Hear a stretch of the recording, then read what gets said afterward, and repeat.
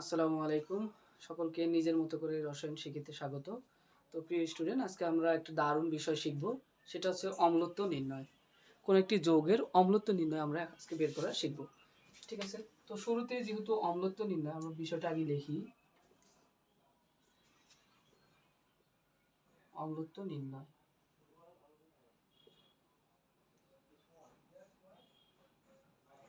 একটা যৌগের অম্লত্ব নির্ণয়। তো এই অম্লত্ব নির্ণয়ের ক্ষেত্রে আমরা শুরুতে ধরো তোমার বইয়ে দেয়া আছে ক্যালসিয়াম অক্সাইডের অম্লত্ব নির্ণয় করো। ক্যালসিয়াম অক্সাইডের অম্লত্ব নির্ণয় করো। তাহলে যেহেতু ক্যালসিয়াম অক্সাইড বলছে, অম্লত্ব নির্ণয় লেখাটা থাকলেই আমরা এখানে কি করব, HCl এর সাথে বিক্রিয়া দিব। অম্লত্ব নির্ণয় মানেই HCl এর সঙ্গে বিক্রিয়া। তো দেখো, তোমরা জানো রসায়ন বা রেজন স্যারের ক্লাসে কোনো বিক্রিয়া মুখস্থ করতে হয় না। হ্যাঁ, তো আমরা কিভাবে করব দেখো, টেকনিকটা শেখাই নাও। এই যে এটাকে দুই ভাগ করব, এটাকে আরেক ভাগ করব করে প্রথমটা যাবে শেষের সঙ্গে, শেষেরটা যাবে শুরুতে। দেখো, আর কিন্তু আমাদের যৌগ মুখস্থ করতে হচ্ছে না। তাহলে প্রথমটা যাবে শেষে, শেষেরটা শুরুতে। তাহলে ক্যালসিয়াম আর ক্লোরিন হয়ে কি হবে, ক্যালসিয়াম ক্লোরাইড। আমরা জানি ক্যালসিয়ামের যোজনী 2, যার ফলে এটা এখানে গেছে। আর ক্লোরিন 1 তো দেওয়ার দরকার নেই। এবং অক্সিজেন আর হাইড্রোজেন মিলে তৈরি হয় পানি। আচ্ছা প্রিয় শিক্ষার্থী, দেখো আমাদের কিন্তু অলরেডি হয়ে গেছে, বিক্রিয়া হয়ে গেছে। এখন কি করতে হবে, এখন সমতা করতে হবে। সমতা অর্থাৎ বাম পাশে যতটি মৌলের পরমাণু আছে বা যতটি অণু আছে, ঠিক আমরা দেখবো ডান পাশে ততটি পরমাণু বা অণু আছে কিনা। ঠিক আছে, এটাই মেলাবো আমরা। ঠিক আছে, তো শুরুতে দেখি ক্যালসিয়াম। ক্যালসিয়াম আছে এখানে পুরো এই পুরো অংশটা আছে বিক্রিয়ক। বিক্রিয়ক অংশে দেখবো আমরা যে আসলে ক্যালসিয়াম কয়টা আছে, বা যে মৌলটাই আমরা সমতা করি না কেন, এই বিক্রিয়ক অংশে দেখবো। এবং আরেকটা এই দিকে উৎপাদক অংশে আমরা দেখবো সমান আছে কিনা বা কতটি আছে। তো ক্যালসিয়াম আমরা বিক্রিয়কের মধ্যে দেখছি ক্যালসিয়াম আছে একটি। এই পাশে আমরা যদি দেখি উৎপাদকের ক্ষেত্রে ক্যালসিয়াম আছে একটি। তাহলে আর আমাদের কিছু লিখতে হবে না। আচ্ছা, এবার দেখো অক্সিজেন। অক্সিজেন আছে কয়টি, পুরো বিক্রিয়কে একটি আছে। আর এইদিকে অক্সিজেন কত আছে, একটি। তাহলে এটারও অক্সিজেনও দেওয়ার দরকার নেই। এবার দেখো হাইড্রোজেন। এবার দেখো প্রিয় শিক্ষার্থী, হাইড্রোজেন আছে বিক্রিয়কে একটি, এইদিকে উৎপাদকে দেখি হাইড্রোজেন আছে দুইটি। তাহলে যেহেতু 2 আছে, তাহলে এখানে 2 দিতে হবে। 2 কি আমরা এখানে দিব, বলতো আমরা এখানে দিব, নিচে দিব না। নিচে হচ্ছে যোজনীর ঘর, এখানে আমাদের হাত দেওয়া বারণ। এখানে শুধু যোজনী, শুধু এখানে বসবে। ইলেকট্রন জয়টা শেয়ার করবে বা দান করবে, সেই সেই সংখ্যাটি ওখানে বসবে। ঠিক আছে, নিচে বসবে। কিন্তু এই তাহলে যে আমরা সমতা করলাম, এই সংখ্যাটি বসবে সামনে। 2 2 দেওয়া মানে হাইড্রোজেন দুইটা হয়ে গেল। দেখো হাইড্রোজেন এপাশে দুইটা আছে, এপাশে হাইড্রোজেন দুইটা হয়ে গেল। ক্লোরিন কয়টা আছে, দুইটা আছে।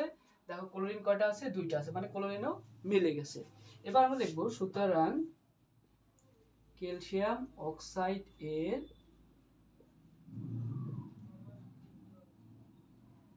অম্লত্ব সমান 2।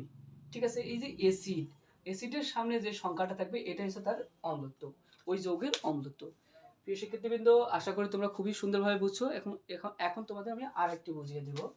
সেটা হচ্ছে অ্যালুমিনিয়াম অক্সাইড এর অম্লত্ব।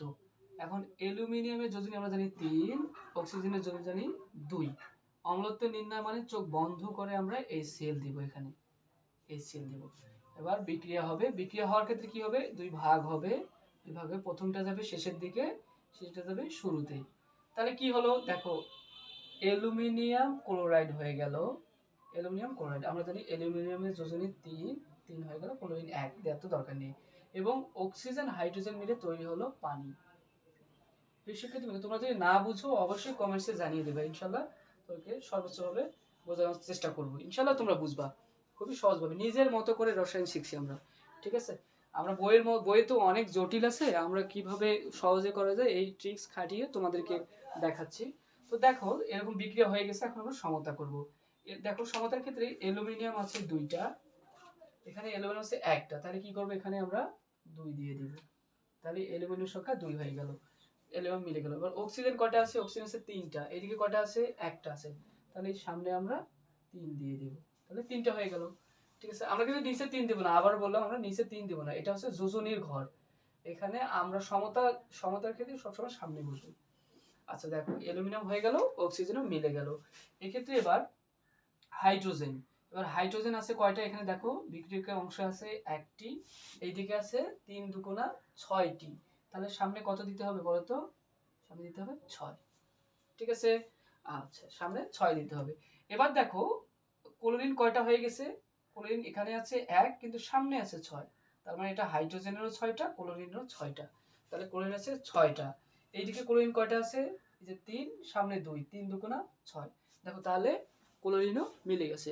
প্রিয় শিক্ষার্থীবৃন্দ, এবার আমরা লিখব সুতরাং Al2O3 এর